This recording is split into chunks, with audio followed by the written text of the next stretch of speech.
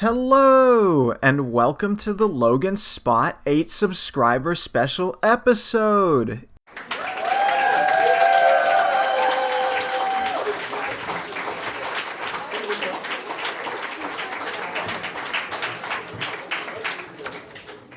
In celebration of this monumental occasion, I'll be uploading this video.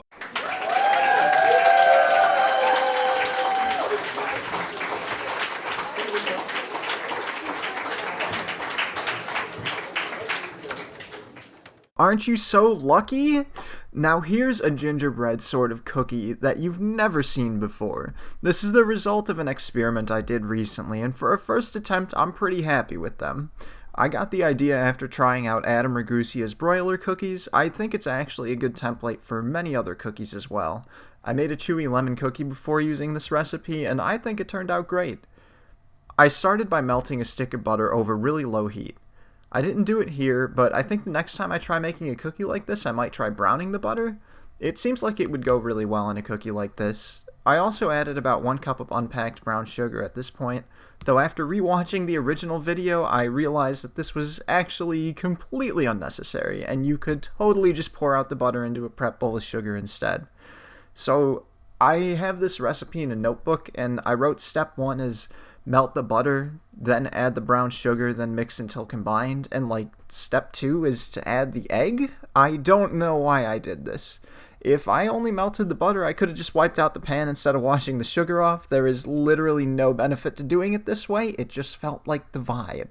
But, you know, it's not about the journey, it's about the destination or something like that. Anyway, once you get to the point it kind of looks like this, you can go ahead and add 1 egg and then beat it all together. And it's at this point I begin to add all my spices.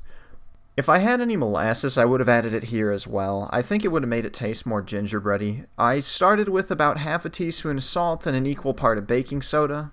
Then I added 1 3/4 teaspoon of ginger and a little under a 1/4 teaspoon of cloves. If it doesn't look like that much, I know. I just added more after tasting it to see if it was what I was going for. Anyways, after the spices, I added the flour. I think in total about 1.5 cups, though I started with just 1. You're looking for a certain stickiness on the dough, and you really don't want to overshoot that. Here I am, absolutely going to town on it, because apparently 1 or 2 pokes isn't enough to tell if it's sticky or not. You want it to barely not stick to your finger when you lightly press on it. If it's still too sticky, add more flour, just a little bit at a time.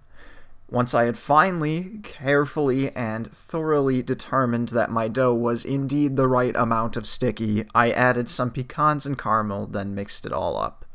From there, I just divided the dough into 6 roughly evenly sized balls and then flattened them into pucks. Then, I turned on the broiler.